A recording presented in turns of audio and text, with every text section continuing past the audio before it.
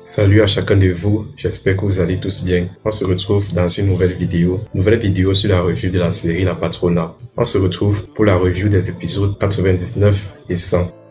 Vous savez, j'ai décidé de faire des reviews sur les épisodes qui sont pour moi les plus marquants. Et j'espère que vous appréciez. Ça fait 2 mois maintenant que j'ai créé la chaîne, donc j'espère que le contenu vous plaît. Faites part de vos commentaires, faites part de ce que vous pensez, des reviews et aussi des épisodes. Merci à vous, vous qui me suivez. Et si vous êtes nouveau sur la chaîne, n'hésitez pas.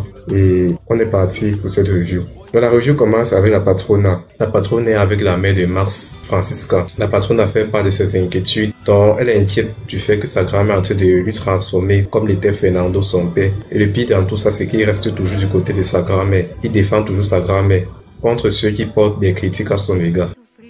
Si je ne me trompe pas, Eugenia, si je me souviens bien de son prénom, on a Eugenia qui vient ramener une bouteille de whisky à David. Voici la bouteille sur la table, disant qu'elle a trouvé à la cuisine qu'ils peuvent s'amuser, boire le whisky ensemble.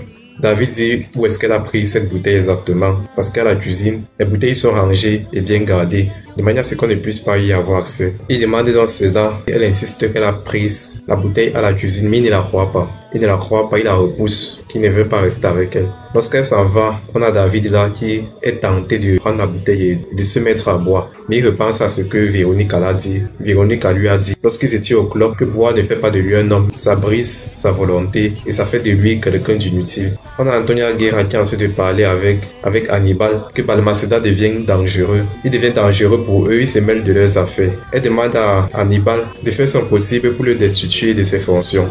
David vient, il s'incruste dans la conversation entre Antonia et Hannibal et il dépose la bouteille de whisky là sur la table. Il dit à sa grand-mère, tu peux reprendre cette bouteille parce qu'il n'en a pas besoin et non plus d'Eugenia, la fille que sa grand-mère a envoyée pour lui distraire et qu'il oublie enfin Cecilia. Mais cela ne va pas marcher, on le sait, parce qu'il aime Cecilia et je ne pense pas qu'il va céder à cela. On a Irène qui parle à Patricia. Irène enfin a compris que ce n'est pas à cause de Gabriela que sa sœur s'est suicidée, mais qu'en fait sa sœur a été assassinée, de même que son père et sa mère, par une même personne, qui n'est personne d'autre qu'Antonia. Donc Irène revient petit à petit sur le bon chemin, sur le droit chemin. Et j'ai envie de dire que Lucio en est pour beaucoup. Lucio en est pour beaucoup dans cela. Le lutin Lucio avec la fille d'Alejandro, Lucia. Alejandro arrive et il n'est pas très content. D'une part, il est aussi un peu jaloux, j'ai envie de dire, que sa fille s'intéresse autant à Lucio. Irène arrive, Lucia demande à Lucio de serrer la main à son père Alejandro. Il se serre la main et puis Alejandro sort. Il laisse les 3 ensemble. Et vraiment, je vois 3 personnes heureuses. Comme j'ai dit, Lucio en est pour beaucoup dans le changement d'Irène et même avec sa fille. Donc, Irène et sa fille sont heureuses d'être avec Lucio. Et rappelez-vous, sachez que Lucio n'a pas grandi avec une famille. Il avait dit se débrouiller depuis 12 ans, tout seul. Il n'a pas eu de famille. Donc, lui vivait le jour comme il a dit. Et il vivait chaque jour comme si c'était le dernier. Il s'attachait pas à grand monde d'eux. Bref, on a le sénateur qui arrive avec le juge corrompu, pour menacer Balmaceda de libérer celui qui a provoqué la mort de Mars et Valentina. C'est celui qui conduisait le camion, c'était lui le chauffeur, et c'est lui qui en est la cause de leur accident. J'espère qu'il va être puni pour ça. Ce qui s'est passé avec Mars et Valentina ça m'a beaucoup énervé. Pour moi, c'est la goutte d'eau qui a débordé le vase. J'espère qu'Antonia va payer pour ça, payer très cher pour ça, ainsi que tous ceux qui l'ont soutenu pour le faire. Donc Balmaceda de plus en plus a des doutes, concernant Antonia, et cela est très rassurant, c'est très rassurant. Donc Alejandro vient parler à Gabriela du fait qu'il ait trouvé Lucio avec sa fille à l'hôpital. Gabriela lui fait comprendre que Lucio n'a rien de mal, c'est une bonne personne au fond, et qu'il n'a pas à s'inquiéter. Irène avoue à Lucio avoir mal jugé Gabriela et qu'elle a soutenu Antonia et les autres et les loups, et elle se sent mal d'avoir fait cela. Elle regrette. Tout ce qu'elle veut maintenant, c'est que sa fille se rétablisse. Elle se sent mal pour ce qu'elle a fait. Elle se sent mal pour sa fille et elle souhaite de tout cœur que sa fille se rétablisse. Constance s'apprête à aller se dévoiler, rendre public pour qu'on sache qu'elle a envie et qu'en fait elle n'était pas morte. Balmaceda fait comprendre à Hannibal et au juge qu'il fait son travail normalement. Il interroge le suspect de l'accident de Mars et Valentina et qu'il le fait dans les règles, dans la norme et comme il se doit. Il réussit à les faire entendre raison. Et Hannibal et le juge s'en vont. Ils partent tout de suite se plaindre à Antonia. Antonia qui dit qu'ils ne sont qu'une bande d'incapables. Elle tente d'appeler Balmaceda, le commissaire. Elle ne parvient pas à lui joindre parce que sa secrétaire dit qu'il ne veut pas la parler. Elle dit pour qui est-ce qu'il se prend. David vient habiter avec Francisca, la mère de Max, disant qu'il ne supporte plus sa grand-mère. Et Francisca l'accueille les bras ouverts. Francisca, juste après, appelle Véronica, qui est toute contente. Gaston, une fois de plus, parle à la radio en indexant la veuve noire, parlant ainsi d'Antonia Guerra. Et juste après, Antonia est énervée. Elle envoie Macario et Lucas pour aller s'en prendre à Gaston. Alejandro est inquiet pour sa fille, très inquiet. Véronica lui rassure que la médecine a évolué, que la maladie de sa fille peut être soignée. Constance s'apprête à aller agir. Après tout ce temps d'enfermement, tout ce temps d'éloignement, elle va enfin finir par se dévoiler, par dire qui elle est à tout le monde. Elle va d'abord aller au commissariat pour porter plainte pour tout ce qu'Hannibal a fait et ainsi obtenir une protection contre les loups, contre ceux qui essaieront de la faire du mal. Donc Ricardo est là avec elle, il va l'accompagner. Humainement, j'apprécie la mère de Ricardo, Constanza, pour tout ce qu'elle a subi et qui ne l'a pas transformé, j'ai envie de dire.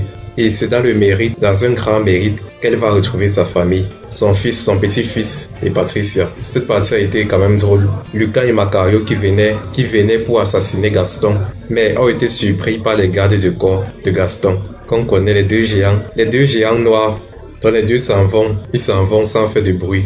On a Antonia, elle se rend compte que David est parti de la maison, avec ses bagages en plus, donc il a quitté la maison et il n'est pas prêt de revenir. Connaissant Antonia, qui a un besoin de posséder, besoin de possession, parce qu'elle a un vide intérieur. Elle cherche à tout prix à partir pour retrouver David. Elle est toute en rogne, toute énervée. Elle s'apprend au personnel, qui sont que des incapables. On le sait, elle va tout faire pour récupérer David. Pour elle, il appartient. Elle croit posséder les gens, comme si c'était des biens. On a Constance là qui arrive, prêt à témoigner, à dire toute la vérité. Bon, pas toute la vérité. Elle ne va pas parler de Gabriela. Elle est prête à dévoiler. Elle montre dans des chèques qui ont été signés par Hannibal et même par Antonia. Hannibal qui a signé des chèques à Gertrudis, de grosses transactions d'argent à Gertrudis pour qu'elle s'occupe de Constance en la maltraitant, en la faisant subir des tortures, pour qu'elle avoue où se trouve le document compromettant sur Hannibal. Elle aussi présentait des chèques signés par Antonia à Gertrudis toujours pour s'occuper cette fois-ci de Gabriela. La torturer, la rendre folle, la pousser à la limite de la mort si possible pour qu'elle perde la tête et qu'elle souffre énormément. Très très cruel. Donc Balmaceda la comprend, elle se justifie et Balmaceda l'aide y croire. C'est assez clair. Véronique appelle pour prévenir Francisca qu'Antonia pourrait débarquer là-bas pour récupérer David à tout moment, qu'elle se prépare. Elle est inquiète donc. La grand-mère de David frappe à la porte. Francisca apprête son arme. Antonia aussi vient, lui tend aussi une arme. Heureusement, Alejandro vient pour calmer la situation et demande à sa mère de s'en aller parce que David a pris sa décision. Elle ne peut pas lui forcer à rester auprès d'elle.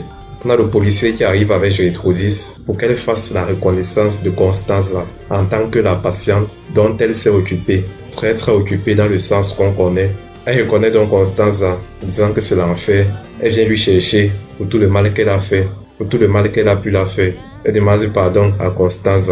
Toujours dans sa crise de folie, elle confirme tout ce que Constance a dit au sujet d'elle, de Gabriela et de Lucho.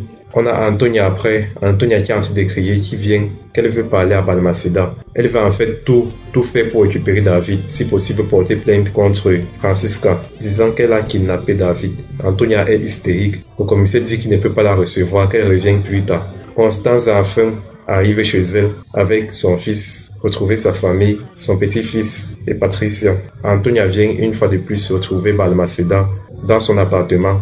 Elle tente encore de sortir avec lui. Balmaceda refuse que non, il est fatigué et qu'il ne pourra pas ce soir. Et puis Antonia s'en va. Elle a besoin d'affection, besoin que les gens soient autour d'elle. Mais cette fois-ci, elle n'aura rien. Ça sera sa grande punition. Hannibal donc vient chez lui, disant qu'il va entrer. On refuse qu'il entre. Ricardo arrive, lui demande de s'en aller, demande même qu'on amène ses bagages pour qu'il s'en va de la maison. La maison n'est plus à lui. On a Constance qui arrive, parle avec Hannibal. Hannibal est tout choqué.